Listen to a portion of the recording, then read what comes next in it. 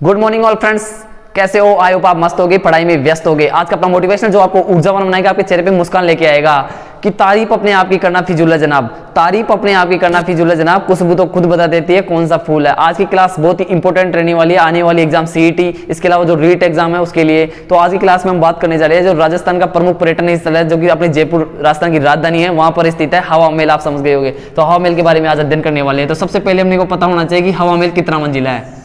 तो दोस्तों ये देख रहे हो आप हवा महल है वो 5 मंजिला है। कितनी मंजिल इसकी? 5 मंजिला है। तो हवा महल की पहली, दूसरी और तीसरी, चौथी और 5, ये पांचों मंजिलों के नाम भी है। तो आपको पांचों मंजिलों के नाम भी याद रहना चाहिए। तो सबसे पहले जो मंदिर की जो पहली मंजिल है उसका नाम है शरद मंदिर है। दूसरी मंजिल का नाम है रतन, और तीसरी जो मंजिल है ना उसका नाम है विचित्र, और जो 5वीं मंजिल है उसका नाम है प्रकाश।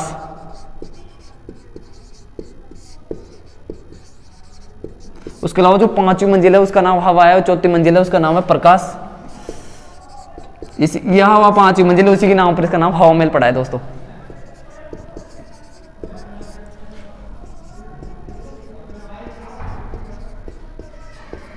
जो हवा महल है उसके बारे में आगे हम अध्ययन करने वाले। जो हवा महल है उसका निर्माण किसने करवाया था? तो जो हवा महल है जयपुर के अंदर, उसका निर्माण किसने करवाया था?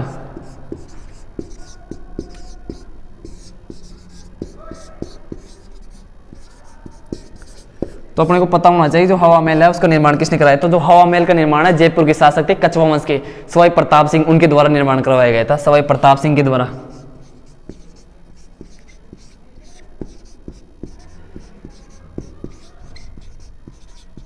सवाई प्रताप सिंह के द्वारा करवाया गया था। कब करवाया गया ये भी अपने को पता होना चाहिए। सन 1799 के अंदर करवाया था। कब? सन 1799 में।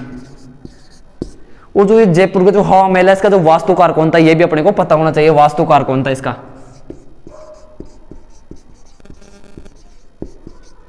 तो जयपुर जो हवा महल है उसका वास्तुकार था लालचंद उस्ता। कौन? लालचंद उस्ता।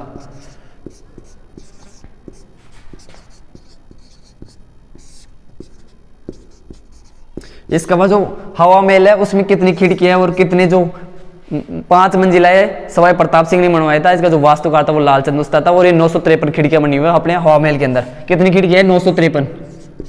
अपने को ये भी पता होना चाहिए।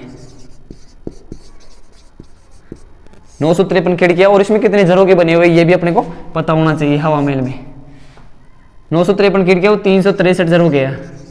63 बोल सकते हैं या 65, कभी कभी 363 ऑप्शन नहीं आता है तो 365 हम मान सकते हैं। कितने झरोके हैं?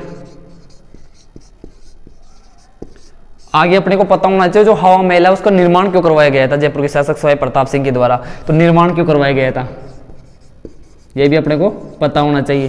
तो जयपुर के अंदर जो हवा महल है उसका निर्माण करवाया था जयपुर की जो रानियां थी उनको तीज की सवारी दिखाने के लिए हवा महल का निर्माण करवाया था। क्यों? तीज की सवारी दिखाने के लिए रानियों को।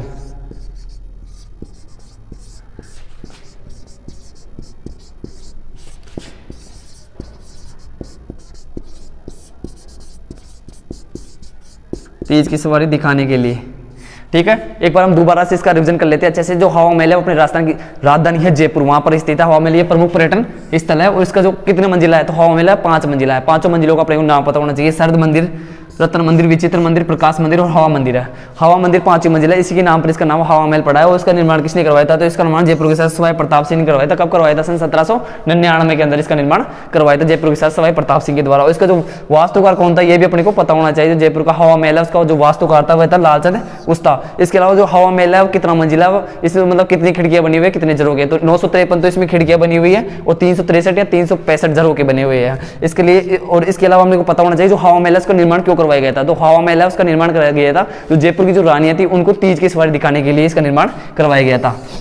इसके अलावा अपने को पता होना चाहिए जो हवा महल है उसके निर्माण में कौन सी धातु का प्रयोग होता है। तो जयपुर का जो हवा महल है इसका निर्माण किससे बना हुआ है? तो ये जयपुर का जो हवा महल है वह बलुआ पत्थर से बना हुआ है।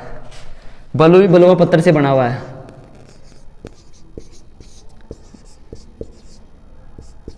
बलुआ पत्थर से बना हुआ है ये।